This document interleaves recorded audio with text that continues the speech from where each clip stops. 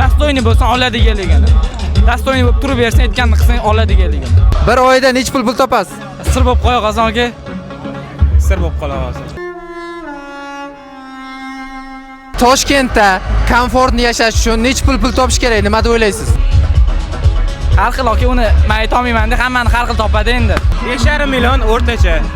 Agar oilali bo'lgan bo'lsa 1,5-2 ming topsa, u normal. Agar bir kishining o'zi student yoki 5 million, 5,5 million, 6 million, 8 milliongacha boradi aka. Qiz bolalarga nisbatan red flaglar sizlarda qanaqa bugungi kunda qiz bolalarga nisbatan red flaglaringiz bor? Erkak kishiga yarashmaydi aka, xafa bo'lish. Qizlar mahrga gelik so'rayapti. Shu qizlarga nima degan tavsiya berasizlar? Omadini bersin. Dastoyni bo'lsa oladiganligini. Dastoyni bo'lib turib bersang, aytganini qilsang oladiganligini. Erkak kishini xafa qilmasligi uchun ayollar nimalar qilmasligi kerak? Bu qiyinchilikka qaramasdan siz deb tursa bo'ldi aka. Tushunarli. O'g'il bola qanchalik xolasa ham, qiz bola u yoqda qochib ketsa ham, uylangandan keyin birga bo'la olmaydi. Tushunasizmi? Agar qiz bolaning ko'nglida boshqa birov bo'ladigan bo'lsa.